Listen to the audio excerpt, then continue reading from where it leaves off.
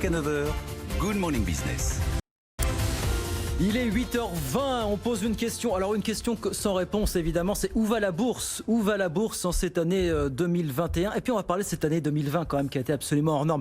C'est Daniel Girino qui est avec nous par le truchement des caméras. Bonjour Daniel, bienvenue.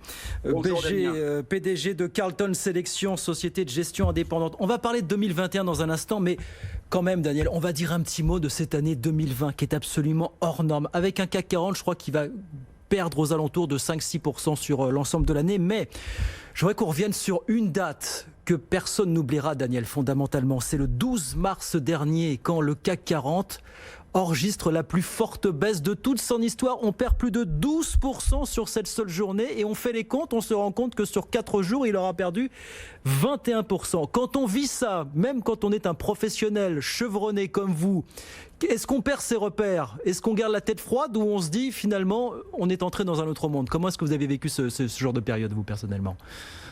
Alors, merci Damien. Et effectivement, ça a été une période qui a été très compliquée, mais on garde évidemment la tête froide. Pourquoi ? Parce qu'on était dans une situation vraiment différente. Jusqu'à présent, les crises que l'on a subies, c'était des crises provoquées par des phénomènes endogènes. Ouais. C'est-à-dire des crises du système bancaire, des crises de la consommation, des crises qui provenaient de hausses de taux d'intérêt comme en 1987, ou un surendettement comme en 1929. Mais là, on n'était pas dans cette situation. L'homme a décidé de fermer le robinet, c'est-à-dire d'arrêter l'économie. Donc, on avait la main sur le système. Donc, évidemment, il s'est passé un changement considérable puisque c'est une crise nouvelle que l'on n'a jamais connue dans la période contemporaine, à savoir une crise véritablement sanitaire et plus économique.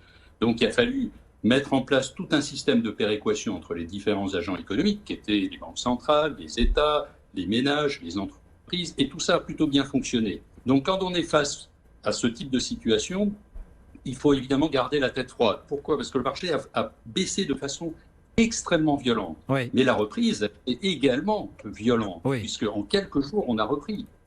On se rappelle que le CAC a baissé de 28% en 22 jours.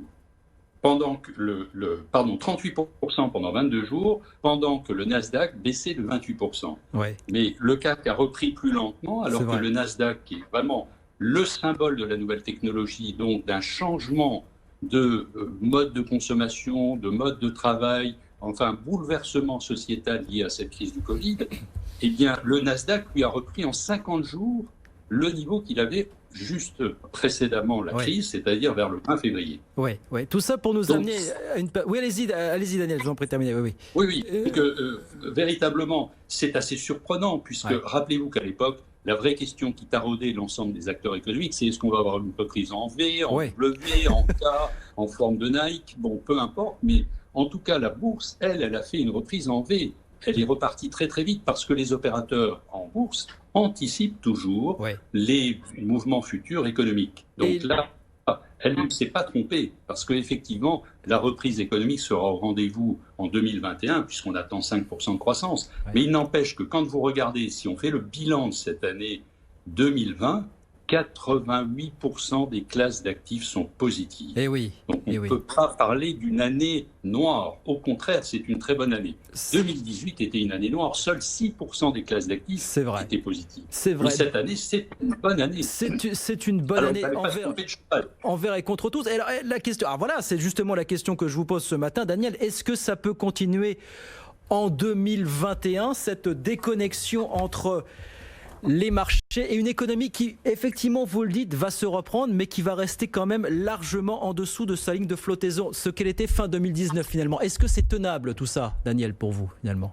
Ah oui, enfin, moi je pense que c'est tenable. Si aujourd'hui on n'est pas optimiste et on n'a pas envie d'investir, je pense qu'on n'investira jamais. Donc, l'histoire, elle est claire, les optimistes gagnent, les pessimistes perdent, loupent toutes les marches. Donc il faut jamais être pessimiste. Il fallait effectivement garder la tête froide. Mais vous avez quand même tout un tas d'éléments qui plaident en notre faveur aujourd'hui sur les marchés financiers. Vous avez une relance budgétaire qui est couplée à une relance monétaire. Vous avez une épargne mondiale qui est colossale. Vous savez que pendant la crise, les Américains ont 1 200 $ par ménage et je crois 300-400 $ par enfant. Ils se sont retrouvés au mois d'avril avec 33% de leurs revenus annuels en épargne disponible. Mais est-ce Et que en ça va être France, dépensé tout ça, Daniel? C'est la vraie question en France, mais pas que. Est-ce que ça va être dépensé tout ça ou ça va rester au stade de l'épargne finalement? C'est aussi ça un des Alors, grands je enjeux. pense qu'une fois, tout à fait. Alors, je pense qu'une fois que le vaccin aura fait ses effets, toute cette épargne mondiale va se libérer.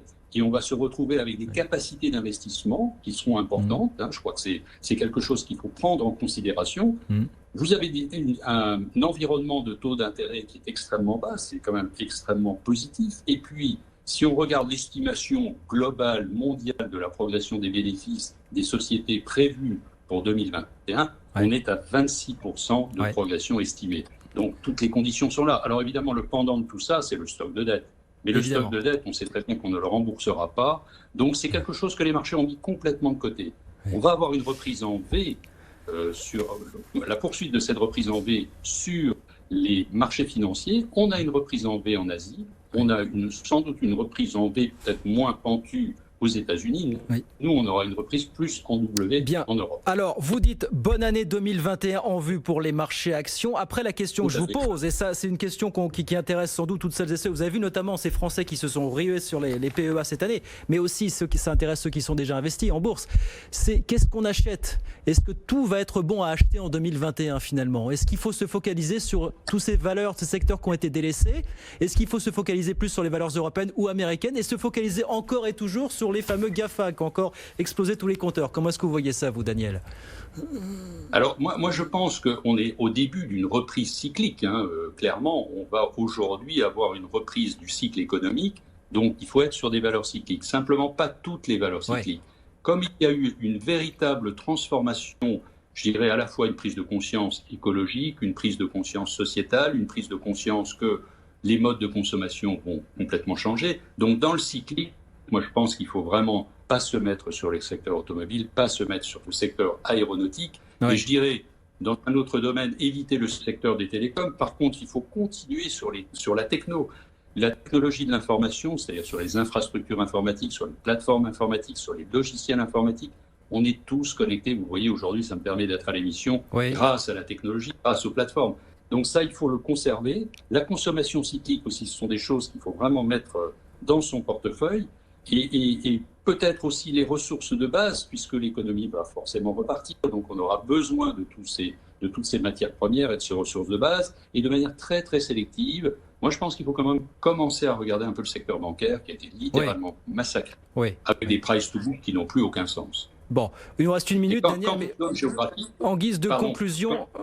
En guise de conclusion, Daniel, il faut évidemment, c'est le schéma qu'ont en tête les intervenants de marché aujourd'hui, sous réserve, parce que tout ça est très mouvant, que de nouvelles contaminations explosent un peu partout dans le monde, que de nouvelles souches soient découvertes et qui engendrent évidemment des mesures assez drastiques de la part des gouvernements. Mais c'est en tout cas, à l'instant T où nous nous parlons, l'état d'esprit des intervenants de marché aujourd'hui, on est d'accord?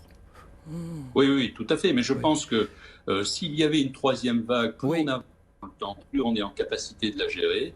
Et plus je pense que les probabilités de résorption de ce phénomène vont arriver progressivement. Il ne faut pas oublier que le vaccin a été fait dans un temps record, que jamais le monde n'a réussi à faire un tel exploit. Moi, je ne suis pas du tout pessimiste. Je crois que l'économie et le marché veulent aller de l'avant. Et même si les valorisations sont élevées, vous savez, on parlait des GAFAM. Enfin, Apple, je me rappelle, il y a 3-4 ans, on disait c'est beaucoup trop cher. Il y a 10 ans, c'est trop cher. Et aujourd'hui, c'est encore plus cher.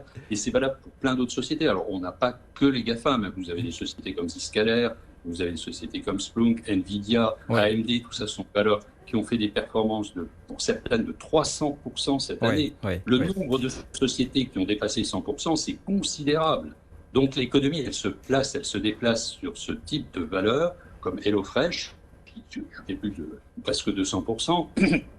Donc on est vraiment sur ces nouvelles technologies. Et ça n'a pas fini. Ce n'est pas fini, c'est très cher ces GAFA, effectivement, on le disait déjà il y a 10 ans, c'est encore très cher aujourd'hui et vous nous dites qu'il y a encore de la place finalement. Merci beaucoup Daniel d'avoir été avec nous ce matin pour nous aiguiller un petit peu sur ce à quoi pourrait ressembler l'année 2021 sur les marchés. Daniel Girino, PDG de Carlton Sélection.